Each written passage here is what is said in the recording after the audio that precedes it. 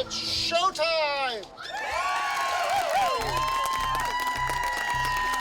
The haunt is something that every year it can be new, it can be different, it can be better than before.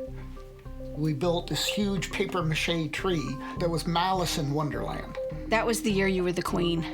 Yeah, I was the Red Queen, complete with double Ds.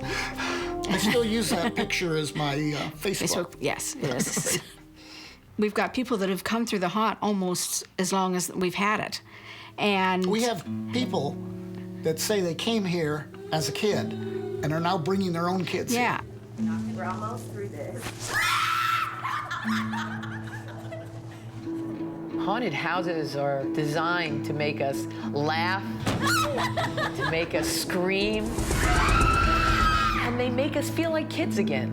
A haunted attraction is one of the most sophisticated art forms that you will ever experience. From visual to sensory, knowledge of psychology. What makes a great haunter is they're obsessed about it. There is no school for this, you know? You can't go to college and major in haunting. Maybe you're born wrong, I don't know.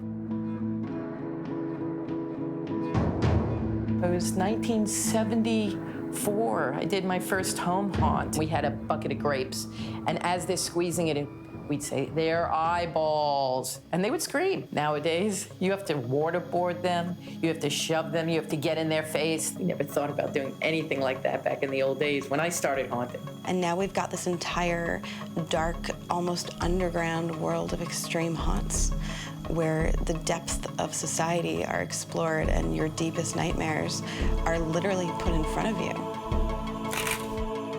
And you're all mine. These are attractions that blur the line between entertainment, real terror, and torture. I think the traditional haunted house community just hates us. I think they're gonna get all of us shut down or heavily regulated. I'm not really even sure you can classify it as a haunted house. It's more extreme terror experience.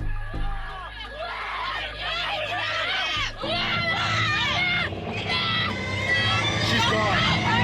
Let's go.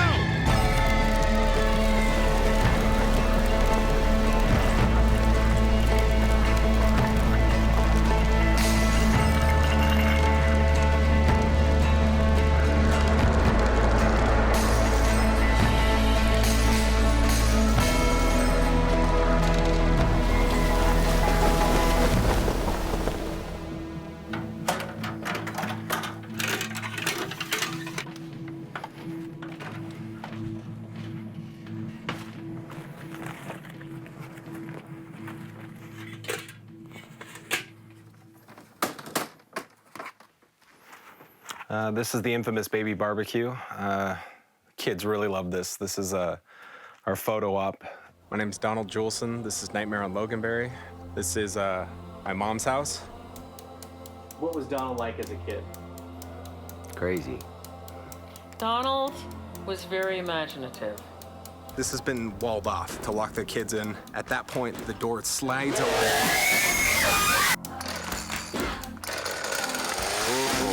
Donald actually sculpted a longer chainsaw part at this point on the end. I'm like, that really looks like a sword without a handle. And he goes, yeah, it's for the chainsword. And I'm like, brilliant play on words there. I like the suspension of disbelief. I like it that you're being pulled out of reality into something where monsters and demons and things are real and they actually scare you. As a family, you know, we all come together, you know, out of our love and pride and put together this masterpiece called Nightmare on Loganberry. We've had at least 4 people pee. We've gotten about 6 retainers popping out of kids' mouths from their screams. One of my favorites was a girl collapsed to the ground in the fetal position and screamed for her mother, just repeatedly saying, "I want my mommy, I want my mommy." She was about 17, so that was kind of funny. We scared this poor child so badly that he took off running down the street, left his sister, and her sister's just crying, "Billy, Billy!" The kid took off. Nobody could catch him. Fortunately, we're in a cul-de-sac. He just went in a big loop. So we found him.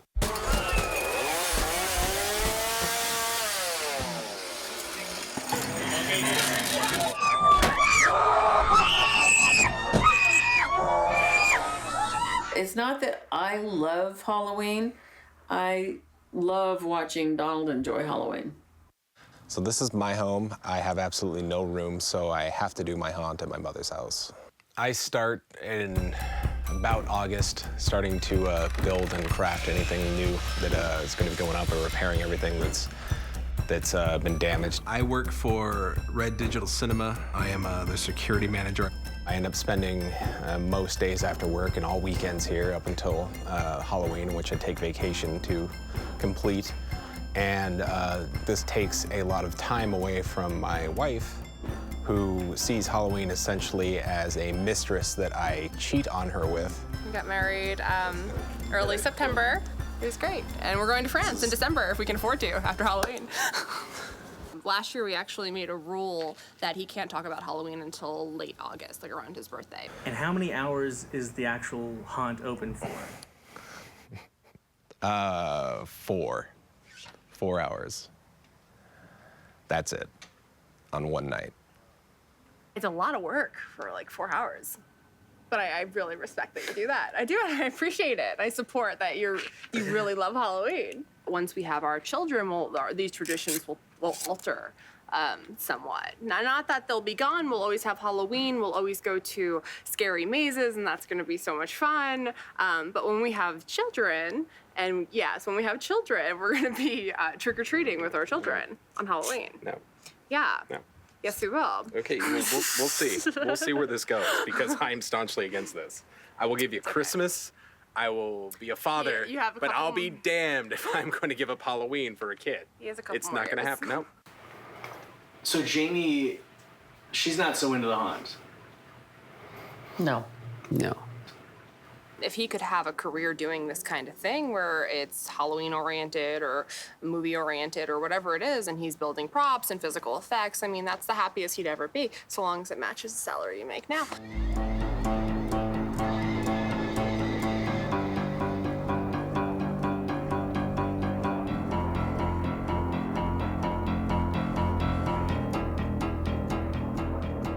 If you don't feel it in here, if you don't have the passion for it, to want that scream, to just go after people because you want to hear them screaming. If you don't have that feeling, what are you doing? You know, you can work in you can get another job. If the kids on the school bus see this, they'll be like, oh my God, that's my bus driver. I work at the zoo. I'm an executive assistant, so October is my time to go crazy, and everything I'd like to say to the executives, I can just scream at the guests. I work in the hospital as an ER tech. I've seen it all. I've seen, gunshot wounds, people get stabbed, all that stuff, and then I just kind of come here and scare people. I take a vacation, I cash out my vacation hours. This is my vacation. Because it's a two-way thing. When you're working one person and they're screaming, you're having for that split second a little relationship with them. You're their tormentor. There's like a little connection between the monster and the human. Ever since my first time scaring someone, it was a drug. I was just hooked. My mom didn't like it. She thought it was satanic. They don't get it. It's no one else's thing in my family. This is my destiny, to scare people. It's the best job in the world because you get to scare the crap out of people. We had an audience member chained to a wall. Our demon busted through a wall. An audience member fainted and then they peed on the floor. That was one of our highlights. Because you can have a really bad day, in your personal life, and then you come here and you just let it all out on guests. I like getting to chase people around and have that power over them and watch them break down and terrorize them. When I was in kindergarten, my mother dressed me up for Halloween as a princess, and I knew something was not right. I told my mother I want to be a skeleton. First grade came around and she was like, you can be a witch. She gave me a witch's costume and it was good, but I still wanted to be a skeleton. Second grade, yay, I got a skeleton costume. I was so happy. I ran around scaring kids all day long. My mother thought it was going to be a phase. Shar is absolutely an amazing actress. She is so iconic in the haunt industry and the community. We're family. Family's important. So how long have you been married to Shar? 25 years today. Have you ever been to any of the haunts that Shar has been a monster in? No, I don't find any entertainment value in being frightened. Besides my regular family, my haunt family is really important. She is the only person and the only scare actor that has done the entire gamut, ranging from booth scares to hay rides. She's been doing Smiley for over 14 years at Not Scary Farm, to interactive. Delusion, which is a haunted play. I played a creepy old woman. Hello, I always play creepy old women. To extreme haunts like Blackout. She's really, really hardcore. I don't know how she does it. She just keeps going, and it's absolutely amazing. I hope that one day I can be like Char. Oh, God!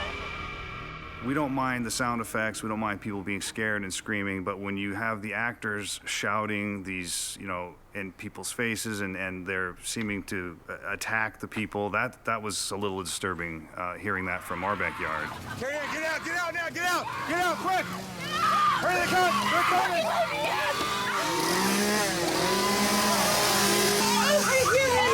Oh my God! They look like regular people. They look like regular people, but they're not. I would hear the scary things about, you know, what they had going on in the manor down there. Some really crazy stuff going on in that house. And there were some crazy people that lived there. My real job is I'm a legal assistant in a law firm in the litigation department. The only way that it applies here is we've drafted the waiver.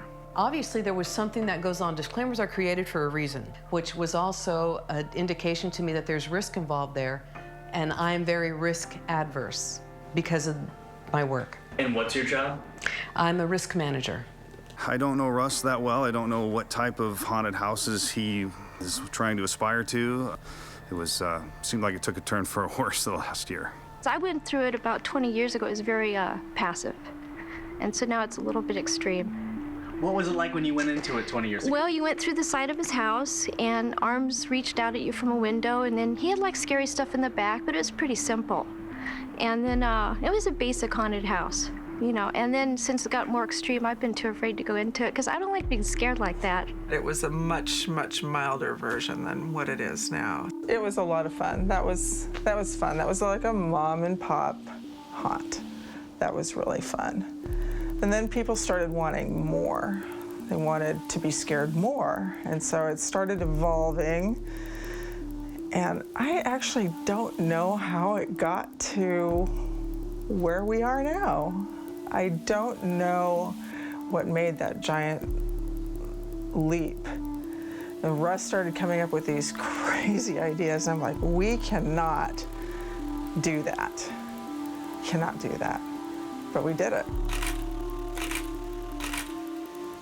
And people want even more.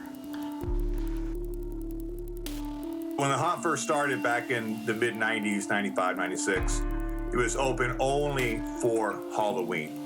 And that took me probably about a month to set up. Now, in 2008, the haunt is open for the entire month of October, and that means about 2 to 3 months of preparation of building sets and props. It's gonna have walls. That's the inside of our kitchen. That's Carol right there. And you won't see her. There'll be a barrier here. He's called the gusher for a reason. There's actually a hose attached to him. So when he sprays water, it sprays like a fire hose. We handcuff them inside this cage. Then we slowly fill up the pool. If you ever want to have a simulated drowning experience, this is where you want to come to. You guys are sick. Sick people. Scary and sick. And I don't know what's wrong with you. We pre-screen people. We have to make sure they're physically and mentally okay because it is, to say the least, very, very challenging. What 3 things really, really, really, really freak you out? My number 1 is probably spiders. Something in my mouth. Snakes, rats, clowns. We currently have, as of last year, over 17,000 people on the waiting list to go through. What would make you want to put yourself through 2 to 4 hours of non-stop terror? Because I want to prove to myself I'm not a wimp. 2008 changed things for many people. I was dealing with some significant issues about my profession and finding gainful employment. I was looking for a different way to quantify the horror I was feeling in my life. And I thought, you know what, this haunted house, it's nothing. So I thought, you know, I'm gonna do it. Grace, our neighbor, she can see our house from her backyard. She's watched for years, and one year she came down. Just the waiting, I could feel my heart rate going faster. I could feel my hands shake, and I started to panic. What am I doing here? This is crazy. This is crazy. I can't do it. I will not do it. I'm leaving. I come in the house for a second, and I go back out, and she's gone. So I jumped over the fence, and I made a beeline to my house. I went driving, looking for her, and I could see her running down the street. I ran as hard as I could. I ran as hard as I could. She sees I'm getting close. She dives into these bushes to hide. You just got to get in your house. If you can get into your house, you're going to be okay. And I just get out of the car. I'm like, Grace, I know you're in the bushes. You're going to go through the haunted house. I put her in the car and drag her back here. Let me out! Ross! Ross, let me out! No, I'm not Grace. Please get me out of the chair. Please get me out of the chair. I want out of the chair. No, Russ, that's not happening. The coffin is the scariest thing for her. And that's one way I got her in, because I promised her, I promise you, Grace, I won't lock you in the coffin. I want out. I want out. This is bad karma. But did I lock her in? Of course I locked her in. No! And then she lost her mind.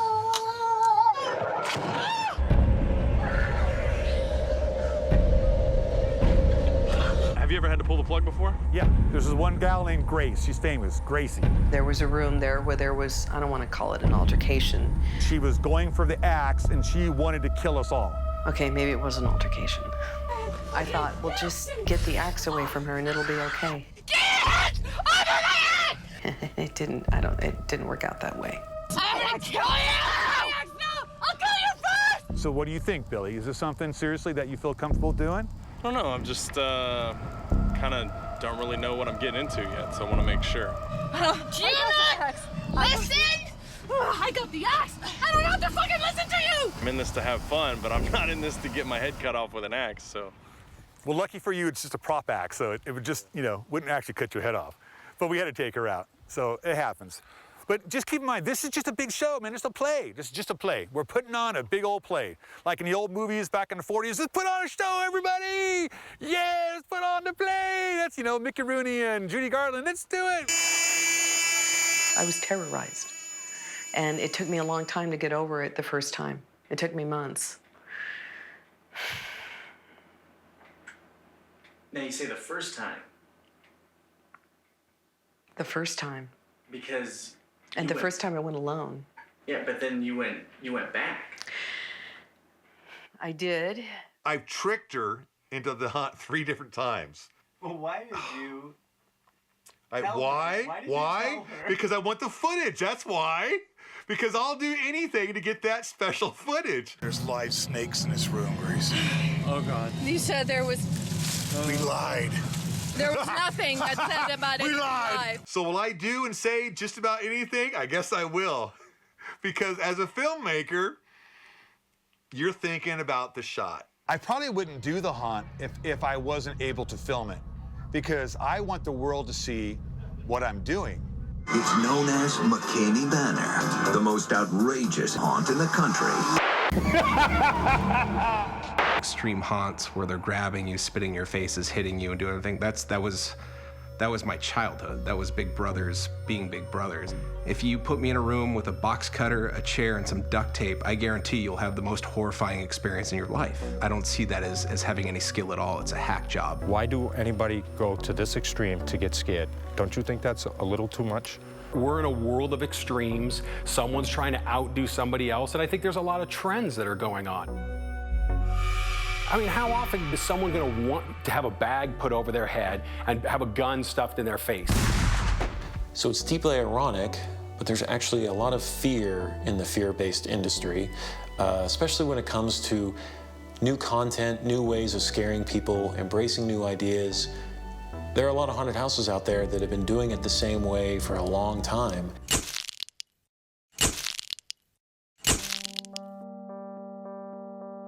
Horror is fantasy. It's escapism. There's a reason why the horror genre was born in the Depression. You know, why Universal's classic horror films, Dracula, Frankenstein, The Wolfman, The Mummy, all those films were born in the Depression because people needed escape.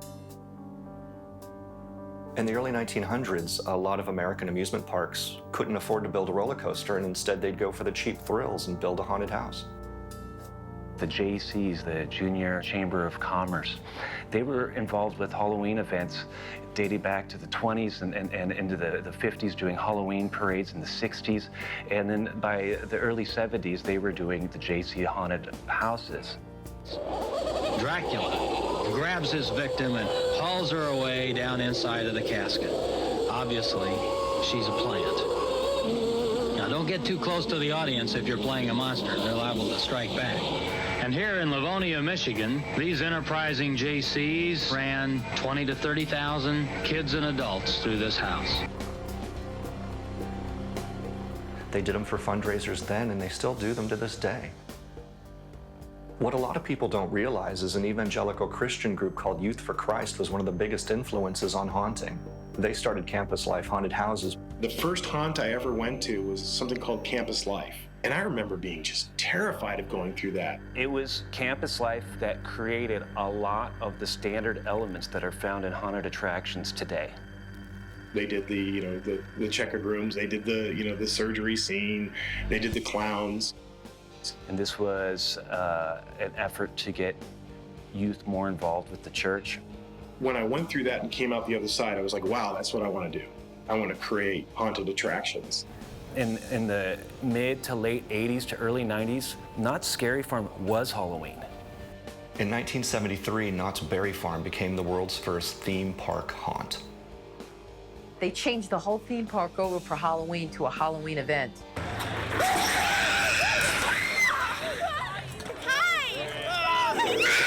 The tried and true traditional haunted houses that you see, that you've seen forever, they're the ones that are the most successful, and they're the ones that are going to continue to be successful. So it's kind of crazy. I'm basically like a professional 10-year-old. I get to do what I dreamed of doing as a kid, only I do it on the biggest stage in the world for this type of event. John Murdy is living my personal dream. He started off as a home haunter. He is now the creative director for Universal Halloween Horror Nights, which, as far as I'm concerned, is the best in the country. His work is a tremendous inspiration to me. The man should be knighted, as far as I'm concerned. My favorite haunt would be Universal. You know, I mean, how do you beat those guys, right? You know, you got the sets and you got the production value, and I love all that stuff. I'm a sucker for all the bells and whistles. Now, just imagine what you could do with their sets and props, but turning it into an extreme scenario. That's what I think about when I go through. We go to a haunted house, we confront our biggest fears. It makes us feel confident, like we overcame. There are so many things in this world that we can't control, very big things that we can't control, like economic failure, terrorism, war. September 11th, thoughts definitely arose at Knott's. Are people going to be in the mood for Halloween? And the guests flooded the gates. The park sold out. 2003 was the first time most people had ever seen any real-life torture. And it changed the horror genre. Saw, James Wan's first film, would go on to produce one of the largest horror franchises today. From there, we saw the birth of torture porn. After Gitmo and waterboarding came to light to the vast American public, we saw Hostel, which took it to another extreme level with detailed, realistic violence. We grew this event By the way, in the recession, the worst economic crisis this country's seen since the Great Depression. What in the world is happening on Wall Street? And I remember reporters coming up to me and going, you know, what's scarier, Halloween Horror Nights or my 401k? I'm Robert Davis, and I'm a member of the United States Air Force, and I built a haunted house for service members. This was my first time doing a haunt in a war zone, and, you know, I was kind of curious how people would react. It turns out that people will act the same as they would if they were back stateside. They want some relief. It gives them an opportunity, again, to deal with it, to process it in a different way than, you know, just sitting in a room and thinking about, oh my God, I saw something really bad. We had a lot of people come up at the end, and they really thanked us for putting this together because it gave them an opportunity to let loose and feel like they weren't in an undisclosed location in Southwest Asia for the night. I think it can be a healing experience even for some people, but potentially very dangerous as well if you don't know what you're signing up for. The first extreme haunt was Blackout. Blackout was completely different than anybody else's haunt. A lot of the things that we had been seeing in the media and then that we were seeing portrayed in these torture porn films, they were doing to the patrons. So many of the people that came in the very beginning of the run were really genuinely like, I don't believe that there is an experience that I'm gonna pay for that's gonna humiliate me and make me feel bad and rip my clothes and try to fuck me up. But there we were. I've been to haunted houses my entire life, years on end. There's nothing like this one. Blackout is an immersive horror experience that's designed for people to walk through by themselves. You're alone the whole time. Confront really basic fears. I think they were the first ones to use naked people. There's one little part where you crawl through a space and there was a naked guy chasing you, which was very disturbing. There's a reason we use nudity. It strips away any artifice that could possibly take place between you and the person standing in front of you. Because all of a sudden, the audience member sort of looks you up and down and they're like, that's not fake. What are you going to do to me? I think it's the dream of wanting to be in a horror movie. You have to do things in there that I've only dreamt of doing. Things that I would lose my marriage over, things that would put me in jail for the rest of my life. I just got to do it Blackout. Kind of feel like showering, but like holding myself in the shower. You know what I'm saying? Like curling up into like a little ball. Not what I expected. Totally awesome. I think they could have made it a little bit more intense. I would love to bring like the pledges here for like a night. That would be fun for them. That'd be a good time. They'd shit their pants for sure. It's an immersion in perversion, sex, killing, and true theater. Because people spend so much, especially young people, spend so much time looking at a screen, mostly their phones, that suddenly live events are like taking on new life because it feels so different. And you can talk about it on the screen. You can say that you did this or you survived that. And in a funny way, social media has made live events more prevalent than they used to be. When they go through, the audience members have a safe word. The safe word is safety. And as soon as you hear a safe word, you're like, that gets you excited, because it's like sex and violence. You're just like, ooh, safe word, or can I make it through? I just yelled the safety word in Blackout after 15 seconds because I was so scared. All they need to do is call it. And the show will stop. Does Victim Experience have a safe word? Yes. Does? There's only one. Does Freakling Brothers have a Yes. safe word? They all do. They only just one. McCaney Manor does not have a safe word. That's just weak. No! I can't do this. Please let me out. Get me down. I can't see anything. Get me down. I think that if they had a safe word here, they would use it right away. Because I don't think that they realize what they've gotten themselves into. And once you get through that gate, you're his. And you're gonna do whatever he says, because you're not gonna get out of the house until you do. And I know what they're trying to do. I know what they're trying to do, but the way that they're doing it, it's physically abusing the people, even though they say they're not, and they're fine afterwards. You know, when a cat plays with a mouse, When the mouse is dead, there's no more fun in it. That's how I like to haunt. I like to keep my mouse alive. My mouse can get out at any point, get away from me, move on, but while I'm there, I have them. I'll play with them, I'll do what I want. But at any point, they could get away from me. I'm never gonna put somebody in a position where they can't get away. What's the fun in that? It's not just scaring people, you have to scare them right so the camera can see it, because the camera is what makes the movie. What makes the movie is what makes the fans. He works on those videos, it seems like 24/7. And so I constantly hear screaming all night long. I've spent so many hours with them. It's like they're my new best friend. The guests are the actors. They are my stars because each person that goes through, I'm basically editing in my mind. I'm trying to get the shot I want. I want the angle I want. My favorite shot is up close and personal, 2 to 3 inches from your face. That's how we can see the fear in your eyes.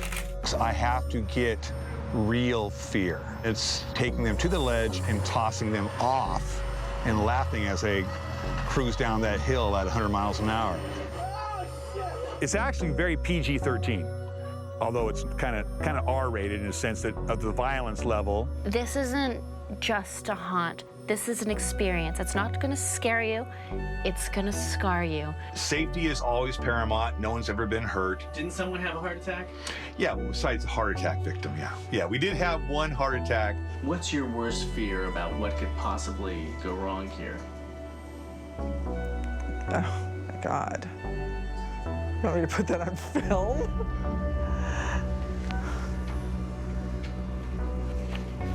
Folks, of course, they have panic attacks, and things do happen. I do want you guys to have really good improv skills. When they throw up, what do? You pick up their throw up and you put it back in their face. That's what you do. Or you put it back in their mouth, and what happens? They're gonna throw up again. And that sounds gross, right? But it makes for some killer footage. And I think that's very fascinating because art, as my father, who's a painter, has told me, it's not so everybody likes it. After I'm dead and gone, those films are going to be circling the internet still, causing all kinds of hate and discontent. And how cool is that? I don't like you anymore, Russ. You can't be my friend anymore. I'm your friend. No, you're not. You would have let me out, and I was fucking serious, too. I'm teaching you to conquer your fears. Bullshit. I mean, is it a control issue? Is it about power? Is it fun to see people freaked out and screaming? And I mean, what kind of person does that? I first got involved in the McKimey Manor down the street here at a park where Russ was DJing, and he announced, hey, we need actors for a haunted house. We're always looking for actors, and anybody want to help out? And I was like, my friend, I was like, that'd be so cool. Like, I could be an evil mermaid or something. For a lot of years, we were known as the haunt that basically employed every kid in the block. And when employed them? Well, employed them with pizza and candy, so you can't get better than that, right? I've been working at McKimey Manor for 2 years. I love acting here. It's the best job I've ever had. I was extremely shy, and then I think about a year I really got out of my shell, and I was throwing people on the ground, like throwing people in pools, screaming in their face. I've definitely come a long way since I first got here. After school, I finished my homework, and then I'd be like, man, I wonder what I'm going to do for McKimey Manor this weekend.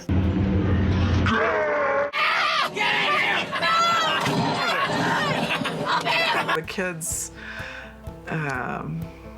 it's just tough to reel them in sometimes. It becomes addicting once you make that first scare out of something so simple, and then you can't stop.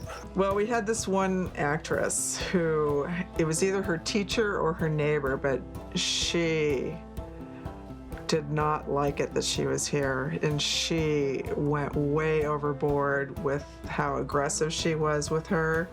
And we had 10 dogs at that point, and we have a huge garbage can in the back for dog poop. And so she like took the lid off the dog poop, and she's like pushing her face down in the dog poop. It's tricky to try to do something as extreme and controversial as McCamey Manor and keep it fresh every year. Because I'm not one to have something stagnant. I'm not one to just rest on my laurels. I'm all about upping the ante. So we kind of, you know, have our moments where we don't connect on exactly what his vision is and what I think it should be. I'm like, you can't do this. You cannot feed them this. Or what if somebody's allergic to this? And we have a lot of discussions and disagreements about it. But eventually we come to a point, but it's stressful to go from his vision to what can actually happen. I need people that will really step up to the plate and not be afraid to pick people up, body slam them. You're clearly violating people. When you grab somebody, you're assaulting them. When you're holding them against their will, it's restraint and kidnapping. There's no sexual themes. There's no cussing. You know, we're not degrading anybody like Blackout. Do you need to go the sexual route? Do you need to simulate rape and other really horrible things out there? You know, emotional hurt, emotional scarring is like one thing that I think Blackout has cornered pretty decently. But, you know, we don't ever want to physically hurt somebody. Would you go through your own? Of course not. Of course not, because I have common sense. Once we have certain ideas, we'll kind of throw each other through it. Chris and I were working really late one night, building the set. It's possible that we were drinking, and when I got out of the restroom, all of the lights were turned off. I remember this feeling being like, oh shit, something's about to happen. And I sort of was like, Chris, where are you? And out of nowhere, he just came charging at me. And like, as he got closer and closer, I was like, is that a fucking staple gun? And he just put it to my chest and started hammering the staple gun into my chest. And I was screaming bloody murder. And then we were sort of like, here, let me do it to you.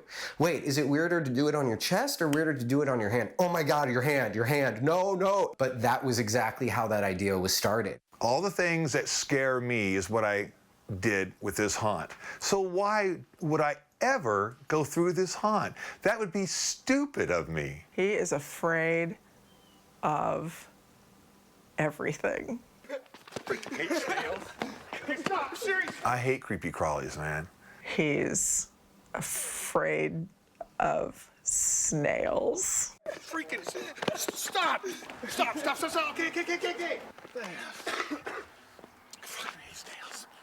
Sorry. I'm scared. You lose yourself in the haunt. When you come out, you're a puddle of mess. What'd you think? What time did you get here this morning? 7:30 in the morning. You waited like 11 hours. Yes. I'll do it again. Are you gonna come back and see us again?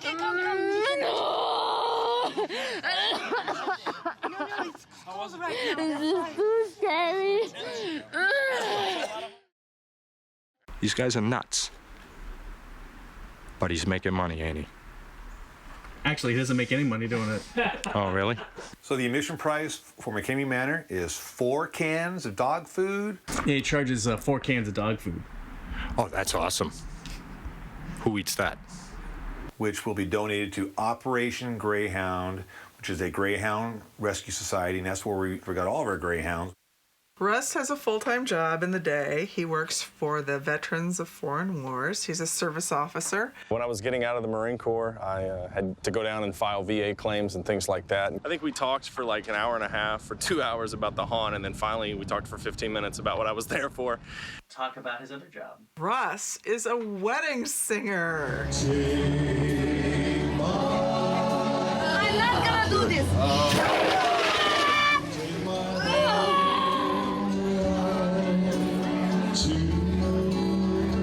And you're all mine.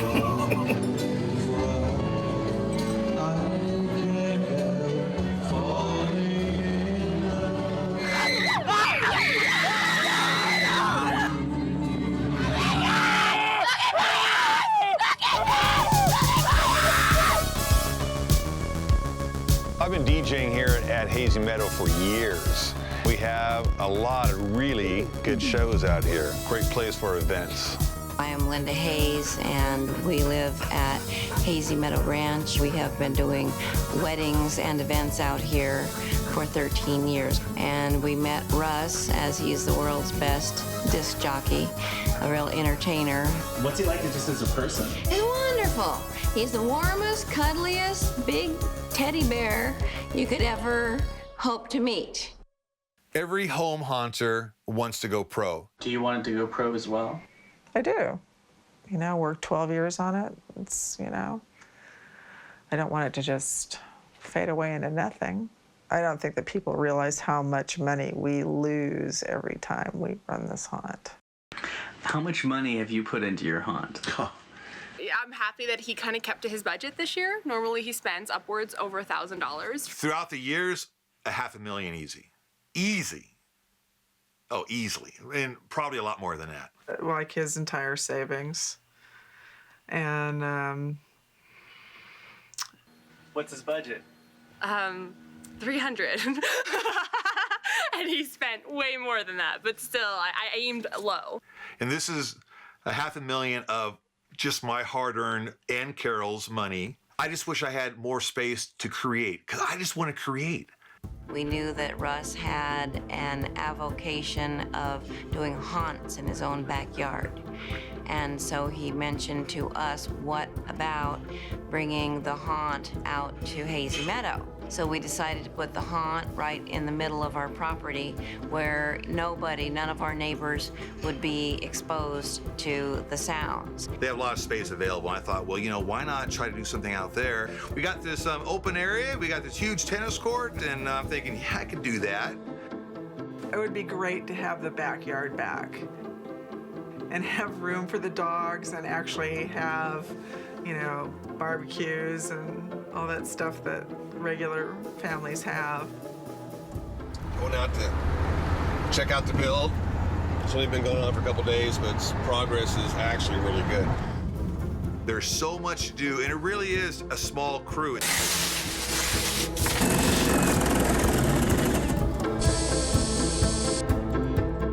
He's wanted this since he was a little kid, to be a pro haunt.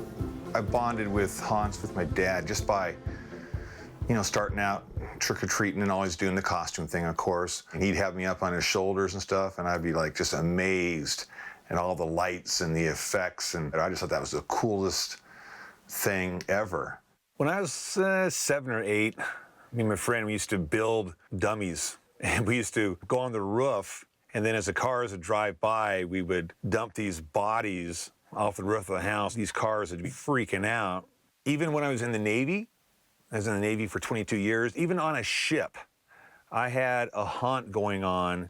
I met Russ in 1977. We were 17, and he had a huge personality, which he still has now. I would go over to his house, and he would sing to me on the guitar. It was very romantic to me. Movies, acting, theater, that's been my world since I've been a little rascal, a little guy growing up, theater arts major. I just love to entertain. Russ used to sing at restaurants up in Fullerton, and his dad and his mom came up with the name for his company and would make posters for the restaurants. And what was the name for the company? Musical Excitement with Russ. I was at the Velvet Turtle for a while, so he made me one of these signs. He and his dad were best friends. They did everything together. His dad was nuked in the Nevada desert in the Marine Corps in the 50s. You mean the testing? Mm-hmm. And he basically was cooking internally.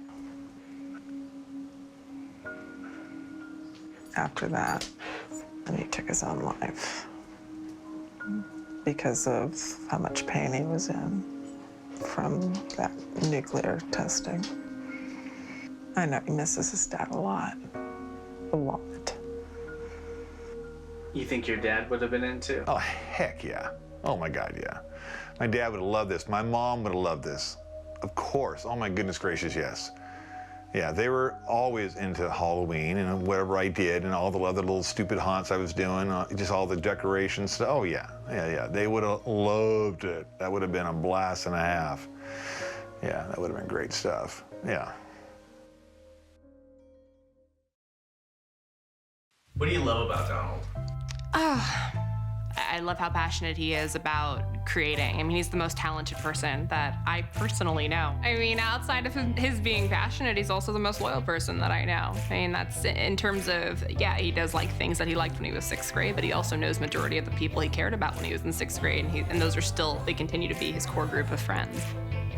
La Madera Elementary School, we were asked to participate in the haunted house for the fall carnival. I was a dead Army guy, so they put us at the end of the maze. I would see the guys running in, and at that point, I would pop out and scare the hell out of them. I wanted to scare everybody. It felt powerful. It felt very powerful.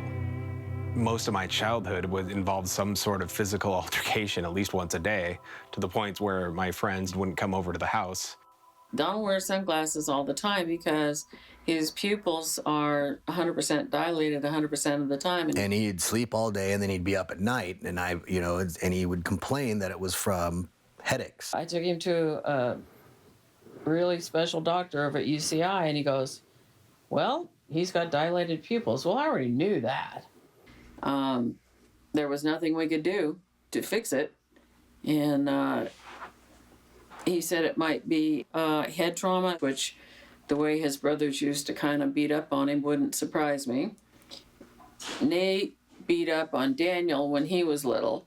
And then when Donald came along, Daniel had somebody to beat up on. But because there was 3 of them, there had to be 2 against 1. And so Donald got to be the one. Oh, I've hit him with numerous things, but besides my hands, who knows? I mean, like I said, bamboo, broomsticks. We've had the cops called on us. We've had neighbors yell over fences at us. His brothers thought that if they beat him up enough, intimidated him enough, that he would become like them. And you're a Jolson and you should be, and so we're going to make you tough. And we're going to beat you up until you are tough. And when you're tough, then you'll be skinny and be like us. And I thought it would work too. I mean, I did it in other ways. I would try humiliating him and embarrassing him. That didn't work either. If I had my wish come true for Donald, it would be that he could get into movie props again. I was a professional prop maker for about 7 years, and throughout that I worked on several major motion pictures. Minority Report, we did all the jetpacks, identiscans, helmets. The one that was done in Transylvania, Oh, Van Helsing? Yeah. The weapons? Yeah. In the physical prop making world, left California with the exception of the major studios. Within 4 years, I was lucky if I had 2 paying gigs every 6 months. My brother, he always kind of, like he would dress up and scare kids for Halloween and stuff like that. And he's like, man, you got to do it. It's so fun. And I remembered, doing it as a child and loving it so much. It's strange on how, my brothers used to terrorize me, and now we terrorize everybody else. It just got to a point where we found this common ground, and it's something that we just both fell so in love with. It just, it was like planting a seed and then watching it grow. No problem with your workmanship over here? Yeah, I know it will never be perfect. He's a perfectionist. I get the job done fair enough, and then he goes over and corrects it. It's Donald's haunted house. I mean, Daniel says, this is what I'm going to do, but it kind of like with Donald's permission and approval. When we all work together as a family, we accomplish things like the haunt. We enjoy it. It brings us all together, well, with the exception of my wife. I'm not participating in the maze. I'll still be up there with a glass of wine and watching all my friends do this for the last year that we'll all be together. We'll see. We shall see. There are some really strong relationships, and then there's some relationships that don't make it. But, that's the nature of any kind of creative endeavor. There are going to be some hardships and some sacrifices on the way.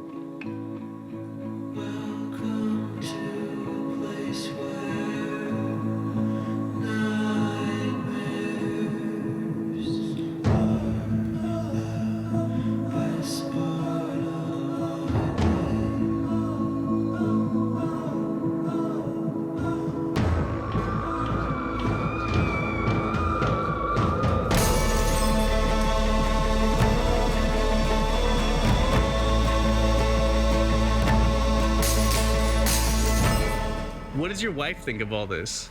Well, I mean, she's used to it by now, but I mean, it's I had a skull for a wedding ring, so that kind of, she knew what she was getting into.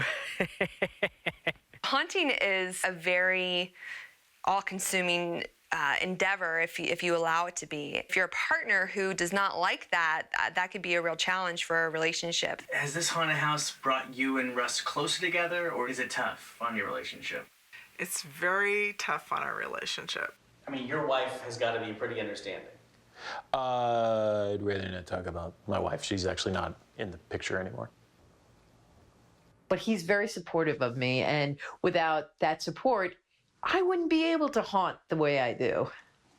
Have you ever heard the expression haunt widow? Yes, I am a haunt widower, absolutely. Every October, I'm a single parent.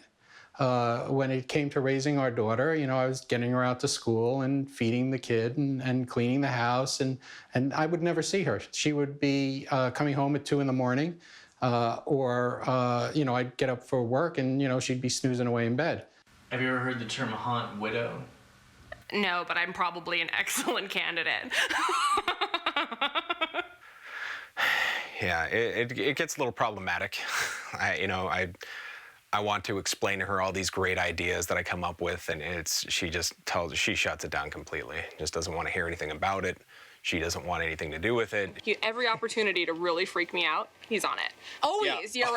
year round, all the time. Yeah. I can't help it. Recently, I hid in the shower, and she went to the bathroom. No, we're not talking about this one. This one was No. This is not. No. This is not happening. This was the best one. Ow. just let me say it. So she sits on the toilet. This is ridiculous. And she starts peeing.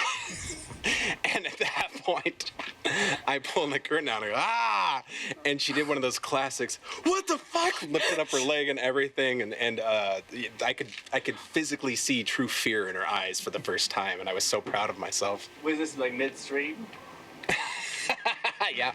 He let me get into it. Yeah, timing. Yeah, timing is everything. I don't understand how you can be so against something that makes me so happy. No, I'm not against there's it. very little things that make me this happy. I think that moderation is important in life. You know, I do love my wife, but I love Halloween too, and I need to find a way to make them not hate each other.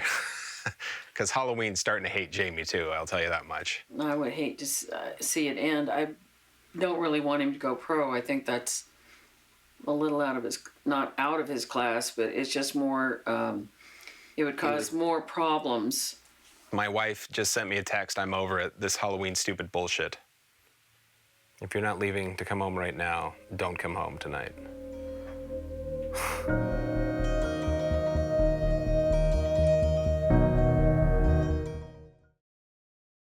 My parents never really understood my haunting. I remember one time scaring my mom, and it really upset her, and she like lashed out at me, and she screamed at me, and it's like, don't ever do that, you know. The real bad one was when I got onto Knott's streets, which was a big deal. I was so excited. I go, who do you call? You call your mom. And then my mother's like, you're a streetwalker? I was like, no, Ma, it's ghost town streets. It's like the coolest thing at Knott's and everything. And she was like, you're a streetwalker. And then for the next whatever years, that's what she always said. You know, oh, it's October. You're a streetwalker. You're a streetwalker. It wasn't her thing, and I understand that. It's not everyone's thing.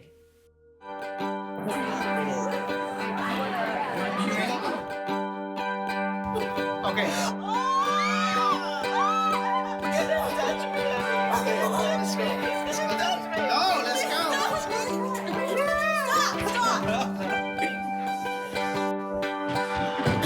Please don't throw off.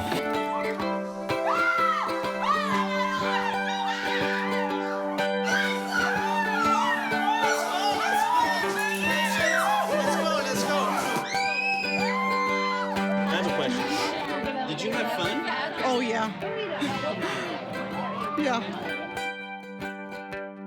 It just seems crazy to me that someone's purposely scaring themselves and paying money to do it. When I am scared, I get defensive myself, and in some instances, I become violent. As a monster, we know the fight or flight. And a lot of times, you scare somebody, they do this. Are you going trick-or-treating? No, probably. Be safe, stay out of their face. You'll know when someone's gonna hit you most of the time. Get out of the way. They push back or they punch.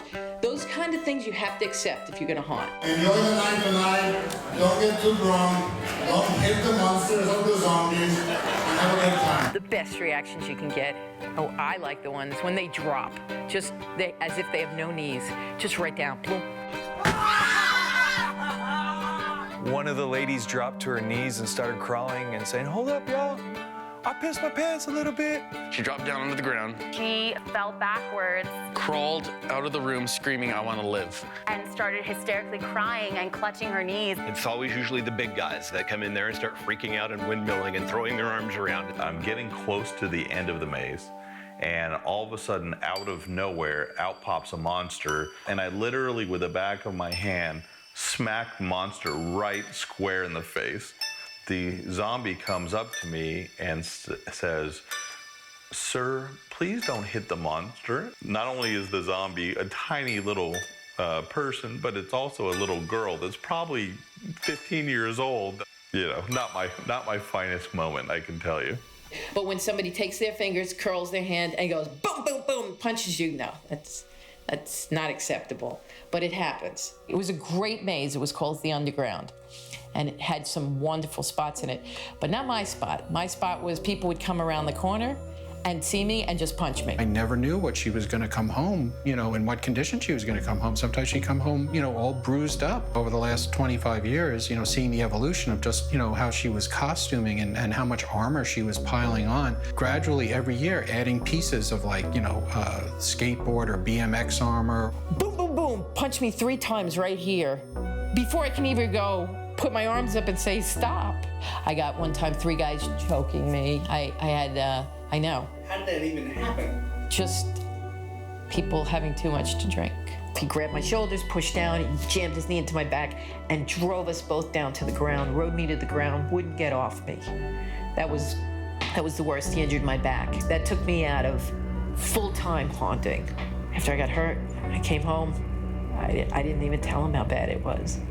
If I would have told him how bad it was, he would have been like, "You're not doing that. You can't go back." Well, we would discuss it, and usually the discussion would be, "Well, I'm going to add another piece of armor to my costume, and that should do it." Because of that injury, I'm in pain all the time. Surgery's on the horizon. It's inevitable at this point. Even though I was hurt seriously. I still am hurt. I went back the next day to haunt, because a monster haunts.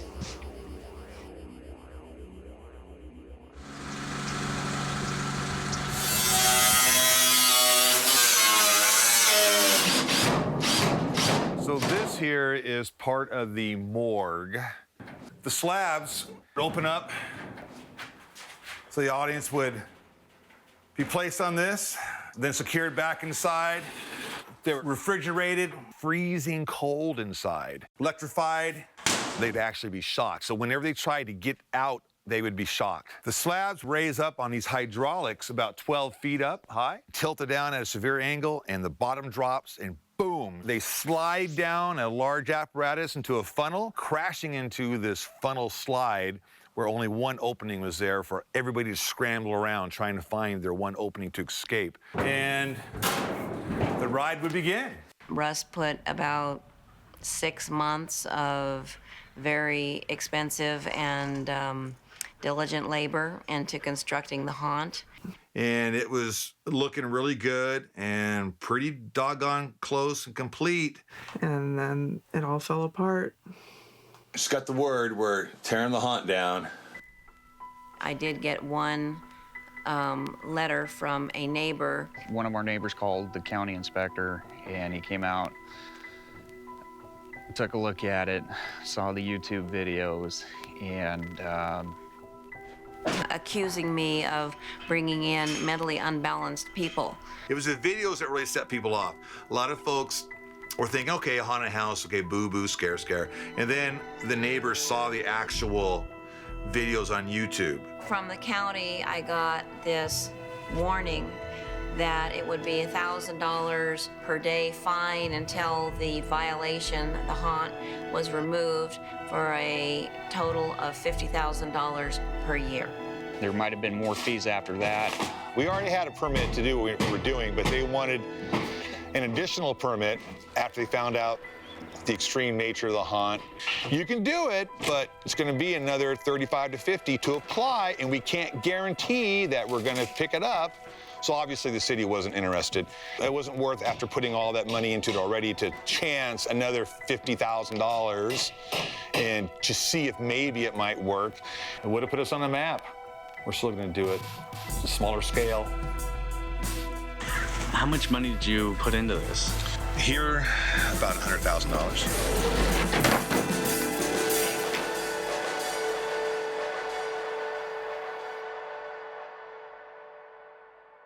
It's a lot more work to move it back than to move it there. It's kind of disheartening, taking apart your dream.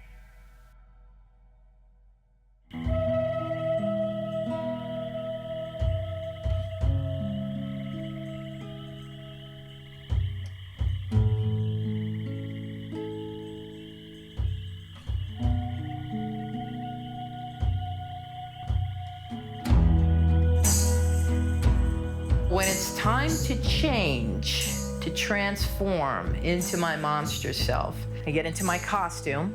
Usually the smell of the costume, even if it's freshly washed, starts bringing back memories of different haunts that I've done, different things I've done. Going down deep inside my mind, thinking about who I'm becoming, where I'm gonna go to with the makeup, with the mask, with the costume.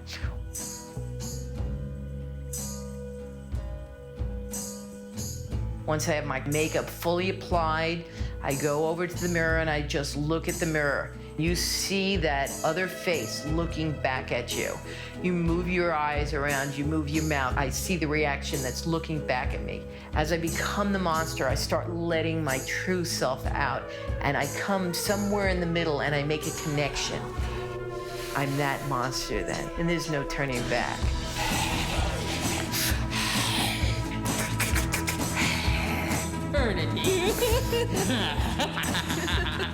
I could just go home, get in the car, drive, and just hope.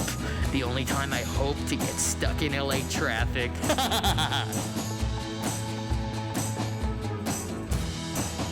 I would love to be able to do this on a daily basis. I don't think at this point in my life I physically could do it every single day. I can't do 2 months anymore. I can do a couple of days here and there, that's about it.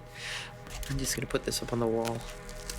It's kind of amazing. The sounds, the way you breathe, the way you move. It all comes from my pain. Where does it come from? It just comes from, yeah, a lot of it does come from pain though, because I'm in pain a lot. So, I don't know how long, I don't know how much longer I could do it. I think the future of haunting is definitely taking a turn. I don't think all haunts are going to get more extreme.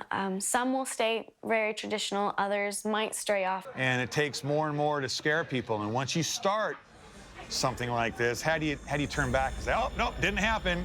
Close your eyes, just go back to the old boo style. That extreme stuff, no, that was your imagination. Never really took place. Can't do it. So we let the genie out of the bottle. It's gonna be tough to get it back in there again. I feel like the whole interaction aspect with the actors and with the storyline is where the future will go. The idea of having a storyline, I think, is really cool, and I like the idea of that, and I hope more places will do that. Delusion, the haunted play, does exactly that. They start off with a story, and you become part of the story, and things happen around you, things happen to you.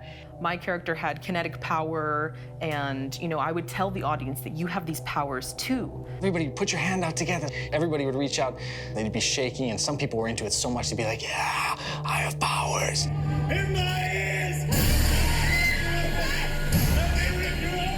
Narrator would reach towards the door and then telekinetically open the door, and then you'd see the grandmother. So this, poor person has to walk down the hall, and as soon as they cross the threshold into the bathroom, I sneak out from a corner and I slam the door behind the person so they can't escape. And so when they turn around, they're face to face with this psychotic kid. Your friend is now gone. You don't know what the hell's going on with that person. And all of a sudden, from the ceiling, drops this other minion, crazy, demonic creature. Meanwhile, the person trapped in the bathroom, they're hearing their friend screaming. People would say, what's happening to my friends? It sounds like they're being murdered. You're interactive, yet you're getting the scares too, and I think it draws to a broader audience. I'm actually a little concerned for the future of haunts. I think that everything is progressively going to continue to get more extreme and worse until eventually somebody gets killed, and then we're all going to get slapped with legislation that will shut most of us lower-level haunters down. At Hazy Meadow Ranch, we had these rooms completely built. So then once they shut us down, we had to bring it all back here. So what you're seeing, of course, is just in disarray. We're back to the beginning and rebuilding in the backyard and starting all over again.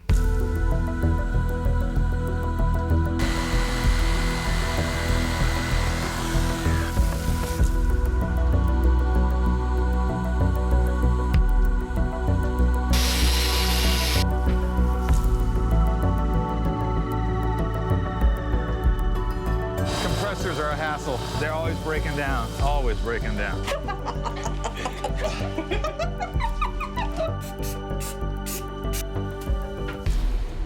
We got rid of the teenage actors. One of our actors was doing some inappropriate things with, hitting on, with minors and stuff. He was sending explicit videos and photos and everything else you can imagine. Crazy. And we found out that he was giving drugs and alcohol to our underage female actor back here and doing also inappropriate stuff with her. He says the fame went to his head, but that's bullshit. That's no excuse, that's just bullshit. At the same time, the people that wanted to be actors were more military. There's a documentary, BBC documentary about Gitmo. It was a real leftist kind of a look at it. It was a look to where how horrible it was, is what it was, right? But it was interesting because I wanted to see if there's anything like us. These aren't all Boy Scouts. You should see this big giant guy, man. And he was part of all the skinhead stuff and all that junk, But he told me, he came clean and told me he was in jail a whole lot of times. So I'm cool with that. The other tattooed guy out, he's got a felon too, hitting a cop. So he came clean, told us, and we'll check it. We'll check the background on it, and it'll be fine. What are they doing this year? I think this is what we always do. We're like, did you see what the neighbors are doing across the street? Are you ready? Works. Well, I'm gonna go. What about this? Steve, here's what you do. Grab it.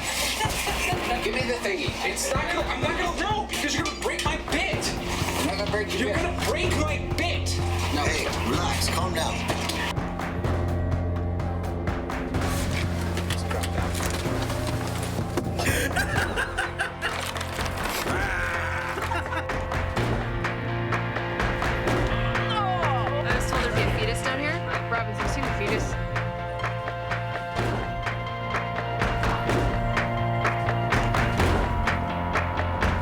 I am the Spider Queen. Welcome to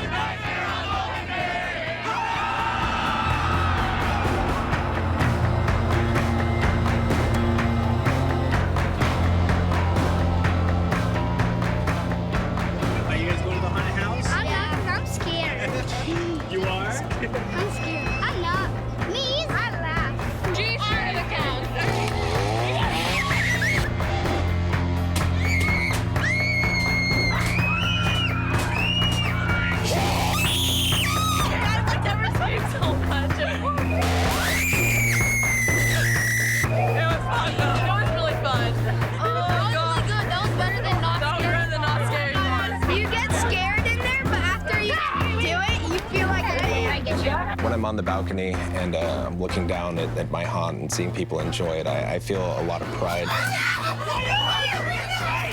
Why can't I do this every day? I am celebrating tonight because tomorrow is November 1st. We get to tear all of this down and then focus on Thanksgiving and Christmas and, you know, we don't have to talk about Halloween for at least another 6 months. I'm doing this haunt every weekend because I'm selfish. I'm a selfish guy. And I don't want to do just 15 more seasons. I want a season every weekend. Christina from Kuwait. Are there any haunts out there at all? I think here in Kuwait, they don't celebrate Halloween, so it really does suck. A lot of my friends think I'm crazy for traveling 19 hours just to go to one haunted house. I have honestly forgotten every reason that I may have thought this was a good idea at the time. I'm trying to accomplish some fears that I have. I'm ready. Got my dog food and everything ready to go. Found out about it in McCamey Manor and just came across the website and emailed Russ about it, and then he put us on the list, and it's been a year now, and I honestly didn't even think this was gonna happen. I want to experience real fear. I'm here because of this asshole. And I'm terrified. I might have to go see a doctor after this is all done. I can't even describe the feeling that I'm having right now.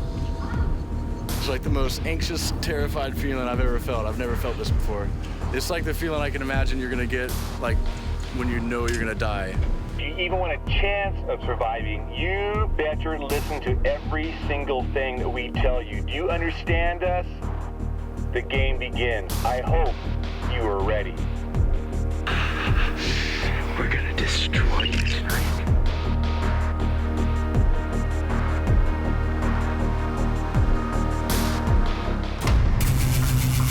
For you! T-shirt!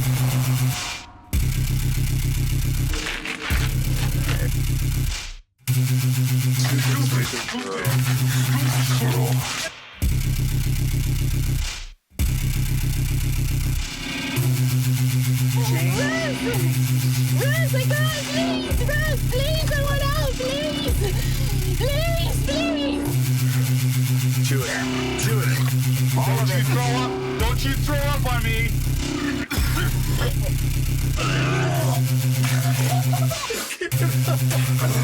Pick it up now! Walk around from me. Watch her, look at her. Keep your eyes on her. Keep your eyes on her.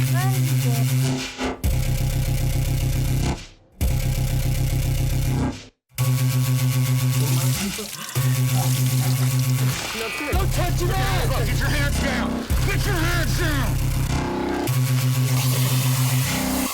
You're gonna die soon. This is where you die. Oh, what now? Now! They're really hurting me!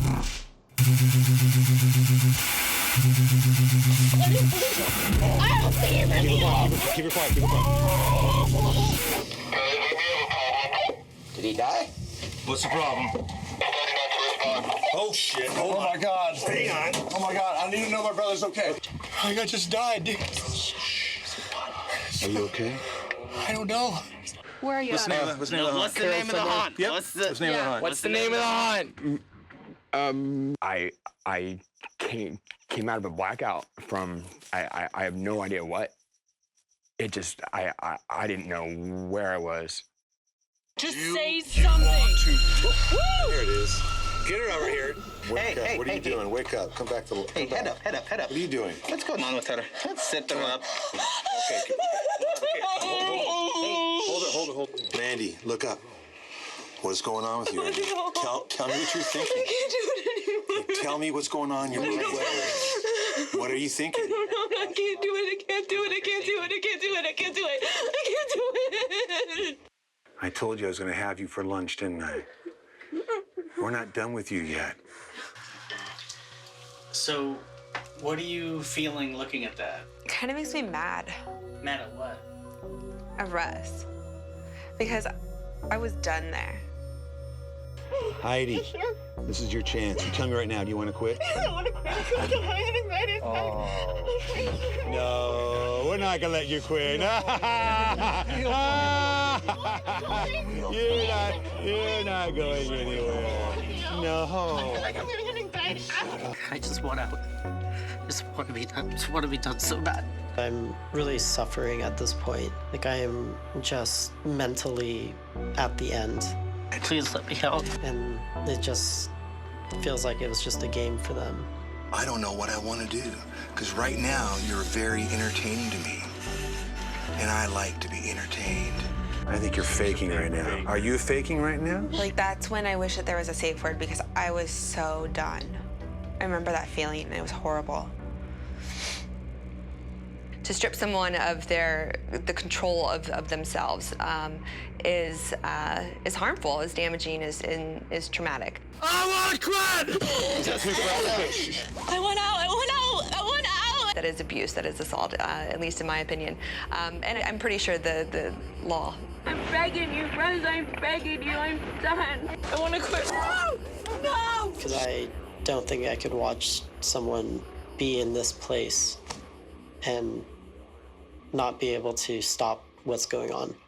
I can't breathe. That's the only way to save him. You know, I went through it, so now I want to kind of turn the tables a little bit and put it out on somebody else and see their reaction and see if I can push somebody to their breaking point. You know, I want to be that guy that makes somebody cry. I want to go home. You're not going home. That I want to now screw with a lot of people. I'm super excited. I'm super stoked. Like, I can't wait. If there's ever an opportunity where you need an actor or something to come try through, give me an opportunity. I will, absolutely, yeah. Well, you know what?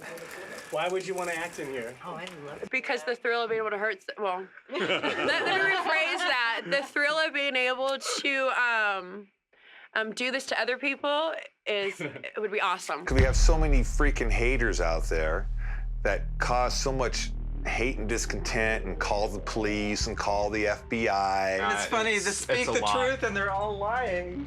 Yeah. Why can't Carol release the waiver that I signed? The document that has my legal signature on it. I'll give him a copy. No, you will not. Yes, I will. No, you will not. Yes, I will. This is not a business. It's a home that we're doing for the fans. That waiver's to cover my butt.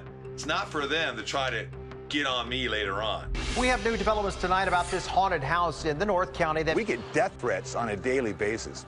Serious death threats. McCamey says he gets calls, emails, and hackers trying to stop this, threatening to kill them and blow up the house, among other things. The police are involved. The FBI is involved now.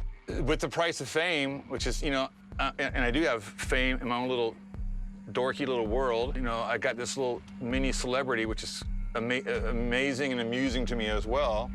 But when that all happens, though, the crazies come out, the really big loons. Yes, this is Russ. I have a 3-year-old. Okay. That is witnessing people slapping these children and people with bags over their heads, and I'm not okay with that. We didn't have any bags. We didn't have any bags. And whatever masks or whatever the things that were on their head, and they were tied up, and they were being hit in the face. Okay. You have my promise that you'll never see us again, unless you want to come through the haunt. Brady called the police about it. How are you? Good. Good. Come on in. I'm Russ. The man of trouble. People build stuff all the time without permits, and they don't get caught until somebody like me comes along.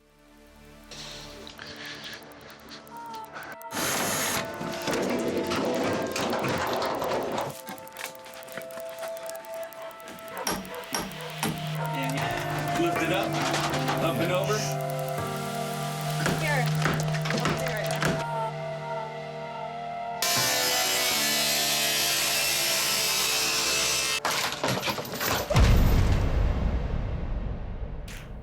Doing scare acting is just out of the question for me. So I thought, what else can I do? How can I just take this to another level, to a different step? And I started to look at taking the scare out of it and just doing acting, maybe doing creepy things with acting, because I like to still do the creepy stuff. Welcome. I play a sadistic, cynical kind of teacher. The scare acting side is a lot quicker. You have like your interaction with your guest and then you're out of there. It's a one-in-one kind of thing. With the acting, You're working for a bigger group of people. You're not in their face. It's a lot safer. No one has attacked me. Jerry, he was thrilled. He's really now more into like what I'm doing than he has been in the past, by far. Mo, schnell! My boss approached me saying, I've heard about your haunt, I hear it's off the wall, and invited me to construct their set for NAB. It's one of the biggest trade shows in the world for like electronic media. And they hired me to do it. I got paid for that. We built a Zodiac Killer murder scene live broadcast booth. It's made him feel so creative again, so passionate again. I mean, that's coming through in everything that he's doing, both at work and home. We were nominated top 5 booths at NAB for 2015, which from my understanding has never happened before, which made me feel very good. It was like I was prop making again, and once again, felt like I was in my element. It was huge. The amount of networking that provided him with, I can't really maintain my resentment for, Halloween. Spent 3 months building it, 20-hour days. One of the coolest things I've done with my husband. It was great working with my wife. I feel like it brought us closer together. Because I was such a big part of it. It wasn't just his 16-hour days. It wasn't just his backaches. We could go through the lows together. When we went out to celebrate, that was something we could do together. She did all the jars. She was the one who was putting like, oh, I got a tongue. I'm going to throw a tongue in there. And they're like, that's terrifying. That's great. And I'm like, where have you been all my life? Like, where was this person? I'm just really glad to see that after all of this time, after all this hard work, we might get to live the dream. And what's the dream? To terrify people for a living.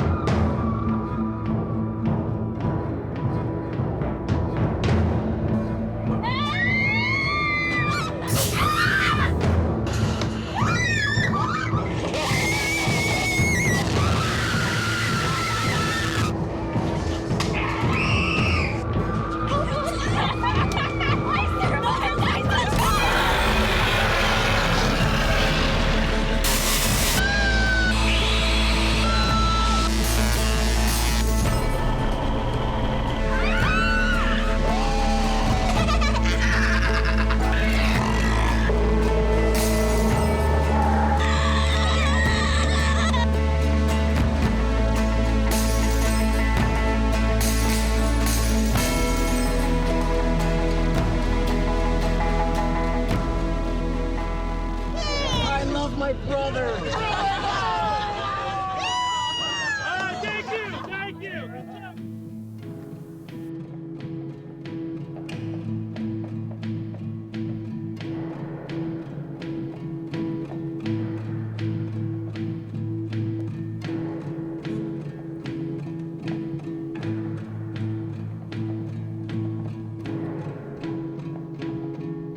I put out to all the haunters out there, look, does anybody have a building who wants to go in a partnership with me? And I got flooded with a lot of really good responses. Found one in Illinois that I thought was really good. So this is a Midwest town, and I'm so naive, I'm thinking they're gonna love me because I'm a lovable guy. Well, not so fast there, compadre. So, they want to burn my building down, they want to kill us, they want to... But in San Diego, they wanted to burn the building down, kill me, bomb threats. Yeah. So where are you thinking in your mind that you're gonna go where you're not gonna get people that want to burn the building down, kill me, and bomb threats? Where's that fantasy land? Fantasy Island.